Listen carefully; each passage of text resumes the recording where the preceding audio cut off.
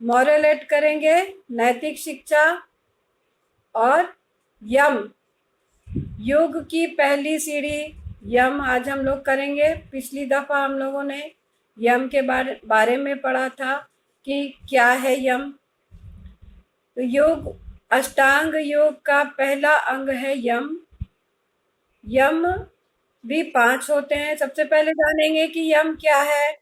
तो यम स्वयं को अनुशासित रखना। यम का अर्थ है वश में करना, अनुशासन और मर्यादा में रहना, उसे यम कहते हैं। तो यम के भी 5 भेद हैं, 5 इसके अंग हैं। कौन कौन से हैं? अहिंसा, सत्य, अस्तेय, अहिंसा, सत्य, अस्तेय, ब्रह्मचर्य और अपरिग्रह। अहिंसा हुआ मन, वचन और कर्म से किसी को कष्ट न देना, वह है अहिंसा। सत्य क्या है? जो वस्तु जैसी है उसका सही ज्ञान होना ही सत्य है।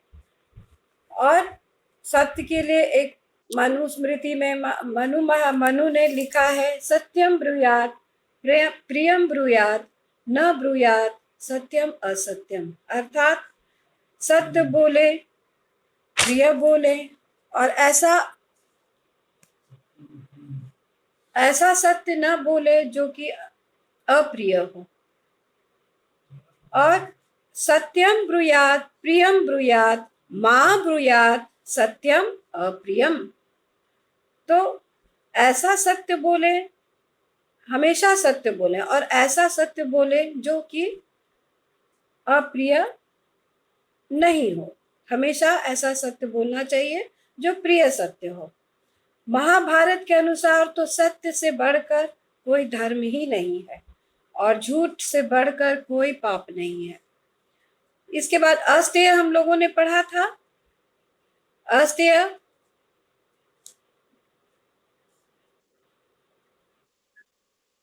अभी अस्तेय पढ़ना है। स्तेय का अर्थ है चोरी, थेफ्ट, चोरी। और अस्तेय का अर्थ है चोरी नहीं करना। अस्तेय का अर्थ है चोरी नहीं करना। तो स्तेय चोरी को कहते हैं और अस्तेय का अर्थ है चोरी नहीं करना। तो ये क्या है? यम का तीसरा भेद है।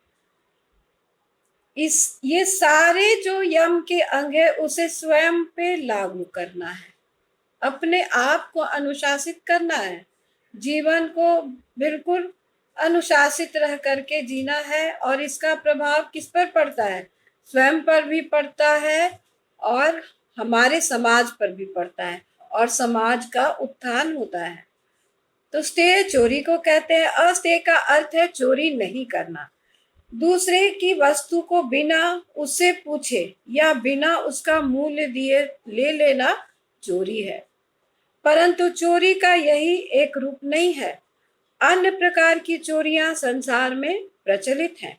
घटिया माल को बढ़िया बताकर बेचना, मिलावट करना, कम तोलना या नापना भी चोरी है।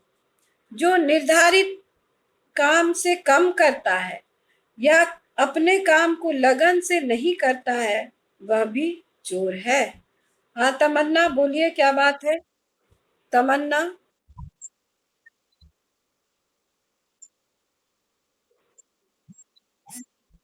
हाँ हाँ हाँ हाँ हाँ हाँ। ओके ओके ओके, ठीक है।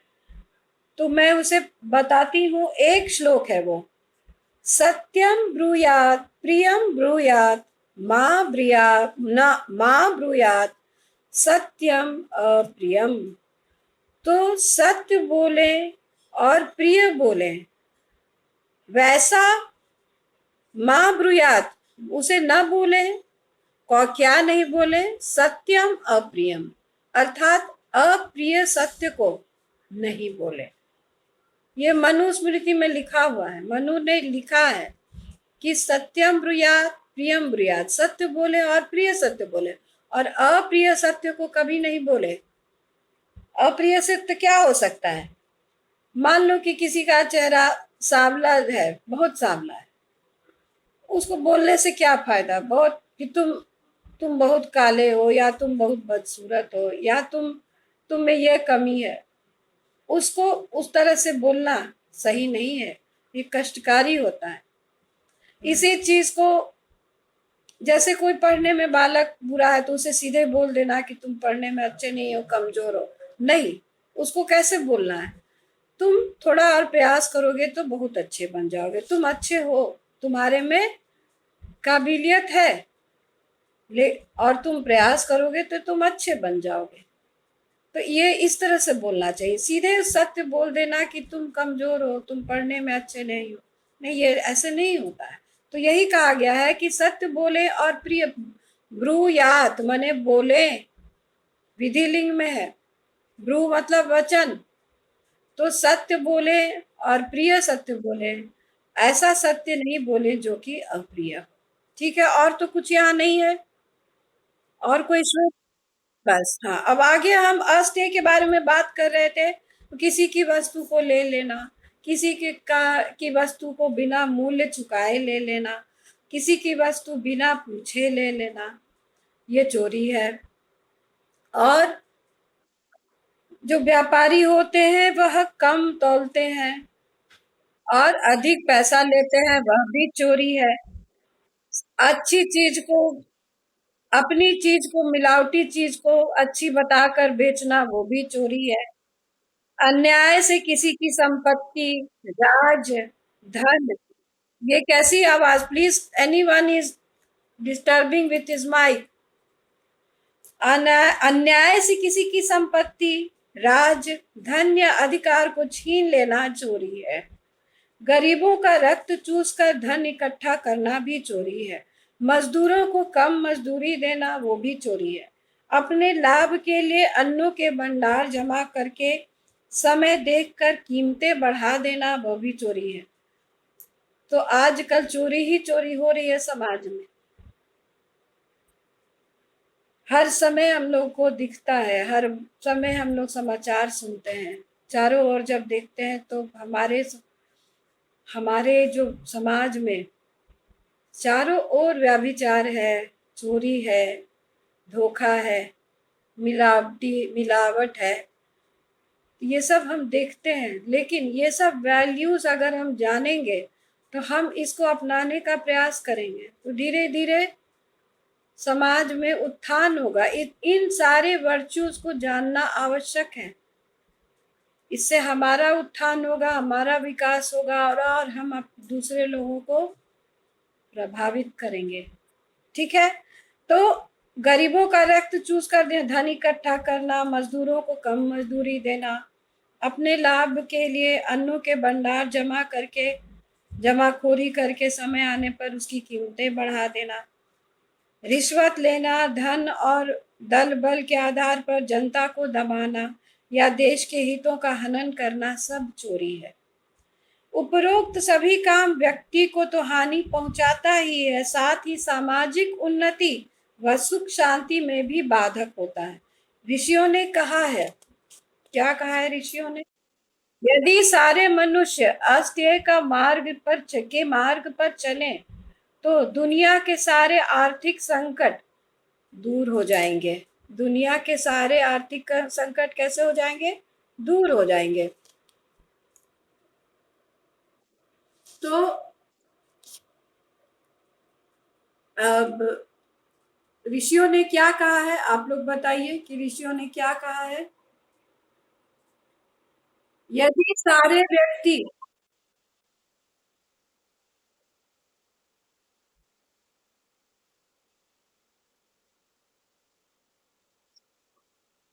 बिल्कुल, बहुत अच्छा, बहुत बढ़िया, इसका मतलब है कि आप लोग फॉलो कर रहे हैं। मैं जो भी बता रही हूँ, मैं जो भी पढ़ रही हूँ, आप लोग मेरे साथ ही हैं।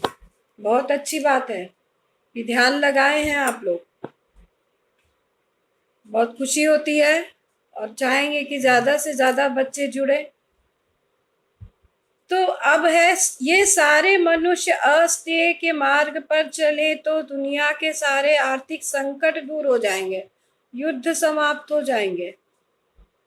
ठीक है, तो अस्टे हो गया चोरी नहीं करना। ये जो सारे स्टे वाले काम बताए गए हैं उसको नहीं करना अस्तेय है। आंख, कान, नाक, जीवा, त्वचा, मन, बुद्धि आदि इंद्रियों पर नियंत्रण रखना ही ब्रह्मचर्य। चौथा है ब्रह्मचर्य। तो अपने आप को वश में रखना, अपने पर कंट्रोल रखना, क्या है? सेल्फ कंट्रोल, इट इज ब्रह्मचर्य। अपने जो हमारी पांचों ज्ञान इंद्रियां हैं, आंख, कान, नाक, जिह्वा, त्वचा, इसके साथ में दो और जोड़ दिया गया है, मन और बुद्धि। तो मन, बुद्धि आदि इंद्रियों को नियंत्रण में रखना ही ब्रह्मचर्य कहलाता है। सामान्यतः ब्रह्मचर्य की अवस्था 25 वर्ष तक कही गई है, परंतु वे नर नारी, पति पत्नी जो गृहस्थ आश्रम के कर्तव्य को सही पालन करते हुए मर्यादा में रहते हैं, ब्रह्मचारी कहलाते हैं। हनुमान, भीष्म पितामह और स्वामी दयानंद के जीवन की घटनाएं ब्रह्मचर्य की शक्ति का स्पष्ट प्रमाण है। स्पष्ट प्रमाण जीवन किनके किनके जीवन की बात है? हनुमान, भीष्म पितामह, और तुम लोग सबको ही जानती हो, ये लोग, इन लोगों ने जीवन पर्यंत इन्होंने ब्रह्मचर्य का पालन किया। स्वामी दयानंद भी इनमें शामिल हैं। तो इनमें ब्रह्मचर्य की शक्ति का स्पष्ट प्रमाण है। वास्तव में ब्रह्मचर्य का पालन करने वाला व्यक्ति अपनी शारीरिक, मानसिक और आत्मिक शक्ति से प्रभु के को पाने में समर्थ होता है। ऐसा व्यक्ति जनता को अपनी सोच व व्यवहार के अनुकूल बना लेता है। सबसे बड़ा लाभ यह होता है कि ऐसे व्यक्ति से समाज में संयम व मर्यादा व अनुशासन बने रहते हैं। ब्रह्मचर्य से शरीर सुंदर और स्वस्थ बनता है, मन स्वच्छ और संतुलित रहता है, बुद्धि तीव्र और प्रखर बनती है और आत्मा बलवान बनती है। तो तुम लोगों को ब्रह्मचर्य समझ में आया? ब्रह्मचर्य अपने ज्ञानेंद्रियों को वश में रखना, और ब्रह्मचर्य की अवस्था भी तुम लोगों की ब्रह्मचर्य की अवस्था है। तुम जो छात्र हो, तुम लोगों की ब्रह्मचर्य की आवश्यक अवस्था है। और हम लोग गृहस्थ आश्रम में है, गृहस्थ आश्रम में रहते हुए हम लोग परिवार का पालन पोषण करते हैं। गृहस्थ आश्रम में रहने वाले व्यक्ति ही पर ही पूरे समाज का भार होता है, समाज की जिम्मेदारी होती है, समाज को पालने की जिम्मेदारी। हम अपने घर में रहते हैं, हम अपने अपने माता पिता का पालन पोषण करते हैं, उनकी सेवा करते हैं। हम अपने घर में जो भी आता है उसे काम करवाते हैं तो उन्हें पैसे देते हैं। तो इस तरह से, हाँ, तीव्र और प्रखर, यस, ये दोनों ही पर्यायवाची कहे जा सकते हैं। तीव्र, प्रखर, निपुण, दक्ष, कुशल, ये सारे पर्यायवाची हैं। तीव्र थोड़ा अलग है। बुद्धि तीव्र, यस, यहाँ पे बिल्कुल सही है। तीव्र, प्रखर, दक्ष, कुशल, निपुण, ये सारे पर्यायवाची हैं। अपरिग्रह,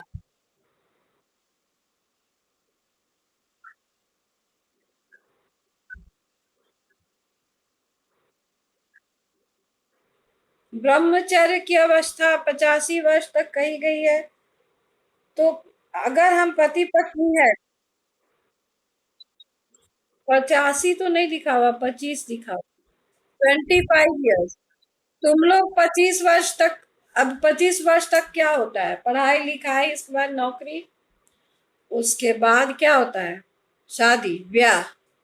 ब्याह करके फिर तुम लोग परिवार बसाना है, परिवार बसाओगे, परिवार बढ़ाओगे, माता पिता की का ख्याल रखोगे, ध्यान रखोगे। अभी तुम्हारी ब्रह्मचर्य की अवस्था है। तो अब तो तुम लोग जानते नहीं हो, 4 आश्रम पढ़े नहीं हो अभी। 4 आश्रम कौन कौन से हैं? पहला है ब्रह्मचर्य, दूसरा है गृहस्थ, तीसरा है वानप्रस्थ और चौथा है सन्यास। तो 25, 1 से 25 तक ब्रह्मचर्य, 25 से 50 गृहस्थ आश्रम और 50 से 75 वानप्रस्थ आश्रम है और 75 से 100 सन्यास आश्रम। अभी हम लोग वानप्रस्थी हैं, लेकिन वानप्रस्थी नहीं हो सकते हैं। अब समाज का जरिया, समाज का पूरा प्रारूप ही बदल गया है। अभी हम गृहस्थ में ही हैं। तो खैर, अब देखें परिग्रह का अर्थ। परिग्रह नितांत संग्रह अर्थात धन माल जोड़ते ही रहना और जोड़ते जोड़ते मर जाना। क्या है परिग्रह? वही है, जिंदगी भर पैसा जोड़ते रहना, देखते रहना कि कितना मेरा बैंक बैलेंस है, वो परिग्रह है। हमेशा धन इकट्ठा करने के बारे में सोच। ये क्या आवाज आ रही है? अभिषेक कुमार, अभिषेक कुमार प्लीज आप अपना माइक म्यूट कीजिए। अभिषेक, ओके। तो परिग्रह क्या है? धन संचय करते रहना, हर समय बैंक बैलेंस देखते रहना, संग्रह करना, संचय करना, जमा करना। अब समझ गए? संचय, संग्रह, जमा। हमेशा मनी को जमा करते रहना, गाना जमा करते रहना और उसको देखते रहना कि मेरे पास कितना पैसा है, बिना मतलब के। हैं? पैसा उतना ही होना चाहिए जितकी तुम्हें आवश्यक, जितने की आवश्यकता हो। मेरे हिसाब से तो कपड़े, जरूरत भर कपड़े होने चाहिए, खाना होना चाहिए, ठीक थोड़ा खाना। और अब तो हम लोगों को दवा चाहिए, हम लोग बीमार रहते हैं, दवा के लिए पैसे हो, और घर। और किसी किसी को एक मकान से मन नहीं भरता, 4 मकान चाहिए। एक गाड़ी से मन नहीं भरता है, 4 गाड़ी चाहिए। लाख रुपया नहीं तो 10 लाख, 10 लाख नहीं तो 100, 1 करोड़, तो कोई अंत ही नहीं है। और देखते हैं बहुत लोग आखिरी सांस ले रहे हैं, अभी 1 महीने 2 महीने पहले बोल रहे हैं कि मेरे पास इतना पैसा है, और 2 महीने बाद चल बसे। ऐसे कुछ लोग को मैंने देखा है, पैसा जोड़ते रहे और ऊपर चले गए। और कहाँ गया? सब कुछ यही छोड़ के चले गए।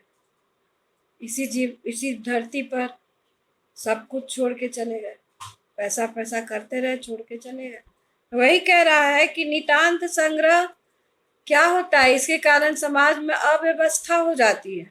किसी के पास बहुत है और अगले के पास उसको जो यथोचित उसके पास होना चाहिए वह भी नहीं है ना? तब परिग्रह का अर्थ है नितांत संग्रह अर्थात धन माल जोड़ते ही रहना और जोड़ते जोड़ते मर जाना। तो साफ हम लोग को दिखा है। अतः अपरिग्रह का अर्थ है गलत संग्रह न करना।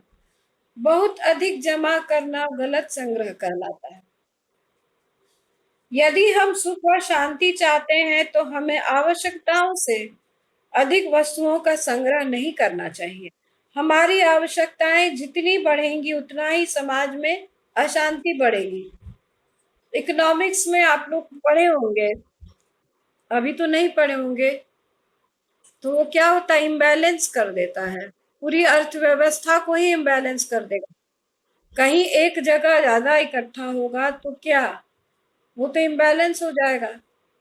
तो सबका धन है, उसी धन में सबका सबका हिस्सा है, लेकिन वो एक जगह इकट्ठा हो गया तो इम्बैलेंस हो गया, असंतुलित हो गया। यदि हम सुख और शांति चाहते हैं तो हमें आवश्यकताओं से अधिक वस्तुओं का संग्रह नहीं करना चाहिए। हमारी आवश्यकताएं जितनी बढ़ेंगी उतनी ही समाज में अशांति बढ़ेगी, क्योंकि उन अनावश्यक आवश्यकताओं को पूरा करने के लिए हमें उल्टा सीधा धन भी इकट्ठा करना होगा। इस धन को प्राप्त करने के लिए हमें दूसरों से दुर्व्यवहार भी करना होगा। रिश्वतखोरी का जन्म इकट्ठा करने की भावना से ही हुआ है। आजकल दुनिया धन इकट्ठा करने के जाल में फंसी हुई है, स्वयं दुखी है और दूसरों को दुख दे रही है। बड़े बड़े देश कमजोर देशों को पीड़ित कर रहे हैं। एक ओर तो तन ढकने के लिए वस्त्र नहीं, और दूसरी ओर वस्त्रों का इतना भंडार है कि उसकी रक्षा के लिए चौकीदार रखने पड़ते हैं। कभी कभी तो अलमीरा में, अगर किसी किसी के अलमीरा में तो इतना कपड़ा होता है कि खोलते ही बाहर गिर जाता है, क्योंकि उसके अंदर रखने का जगह ही नहीं और कपड़ा अधिक हो गया। अच्छा अच्छा कपड़ा अगर किसी गरीब को दे दो तो उनका तन ढकेगा। तो एक ओर तो तन ढकने के लिए वस्त्र नहीं और दूसरी ओर वस्त्रों का इतना भंडार है कि उसकी रक्षा के लिए चौकीदार रखने पड़ते हैं। एक व्यक्ति अनेक मकानों, कोठियों और बंगलों का स्वामी है और दूसरे के पास सिर छिपाने, धूप पानी से बचने के लिए एक कुटिया भी नहीं। एक ओर अन्न के गोदाम भरे पड़े हैं और दूसरी ओर अकाल पीड़ित लोग भूख से तड़पते हुए सड़कों पर मर रहे हैं। अतः दुखी संसार के रोगों की एकमात्र दवा अनुचित संग्रह न करने की भावना ही है।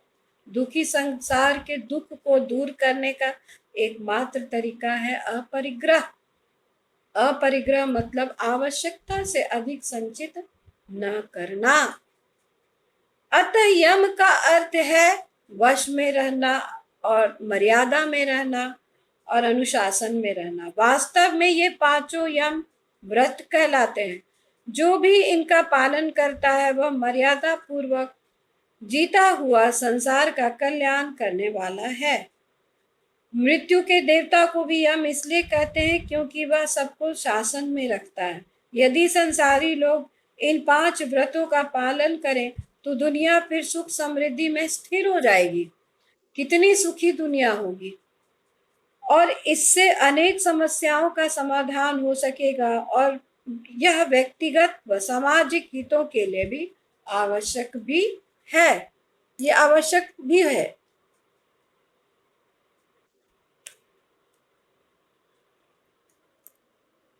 तो हम लोग क्या पढ़ रहे हैं? नैतिक शिक्षा पढ़ रहे हैं और यम पाठ पढ़ रहे हैं। यम पाठ के 5 वेद हैं और 5 यम के 5 वेद हैं: अहिंसा, सत्य, अस्तेय, ब्रह्मचर्य और अपरिग्रह। यम का क्या अर्थ है? स्वयं को अनुशासित रखना, वश में रखना और मर्यादा में रहना यम कहलाता है।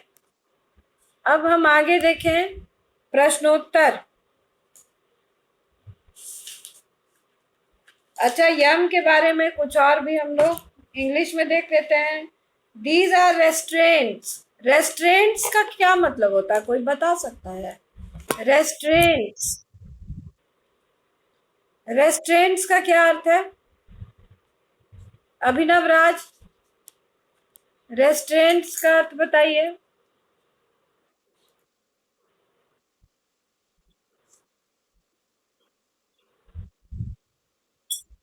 रेस्ट्रेंट्स का अर्थ होता है रोकने वाला, अपने को कंट्रोल में रखना। दीज आर द रेस्ट्रेंट्स, अपने पर वश में रखना। For proper conduct. अब आई आवाज? आ रही आवाज?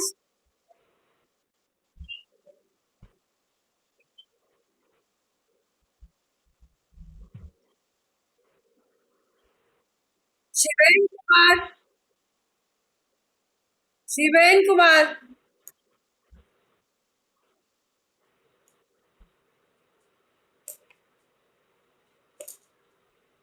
तो यम, these are restraints for proper conduct. They are the form of proper imperatives. Imperatives मतलब क्या होता है? Imperatives मतलब IMPERATIVES. Imperatives. Yes, very good. Very good. Very good. These are restraints for proper conduct, imperative commandments. अपने आप को command करना, rules and और goals. The most often mentioned yamas are ahimsa, satya, और क्या है यहाँ पर बता रहा है, मिताहार भी बता रहा है। मिताहार मीन्स मॉडरेशन इन फूड, बहुत ज्यादा खाना नहीं, सात्विक भोजन खाना, कम खाना। क्षमा, क्षमा भी कहा जा रहा है। Non agitation about suffering, forgiveness, दया, दया भी है यम। The yamas apply broadly and include self restraints in words, action and thoughts. It means reigning और कंट्रोलिंग। यम का मतलब है अपने आप को प्रशासित करना, अपने आप को कमांड करना, अपने आप को कंट्रोल करना। हाँ, control on oneself is yama. Okay, तो कोई बताएगा यम के बारे में? यम क्या है?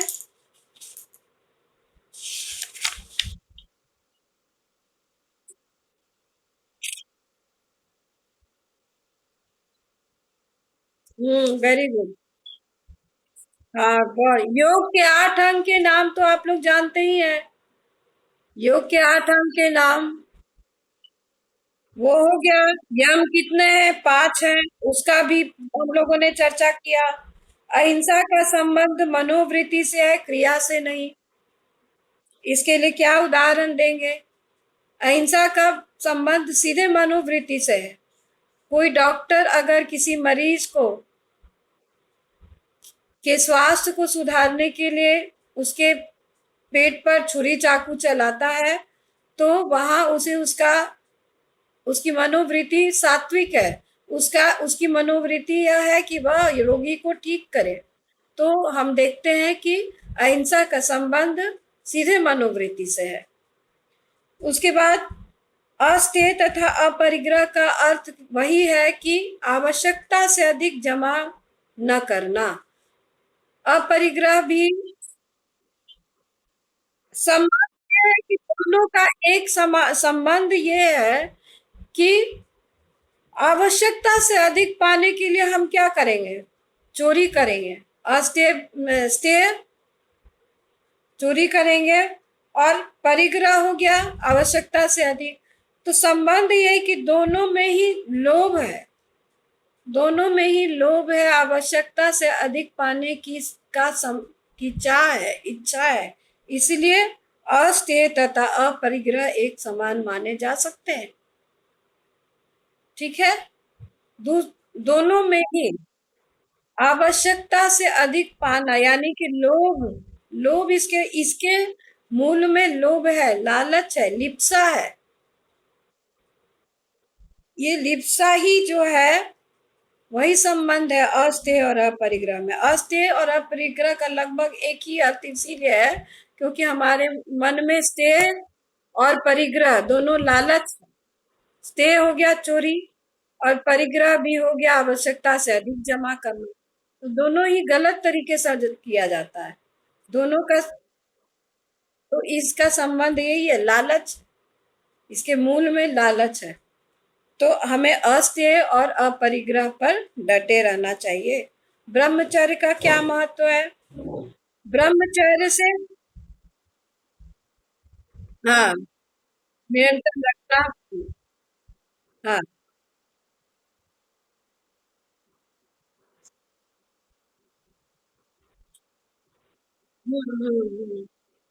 बिल्कुल।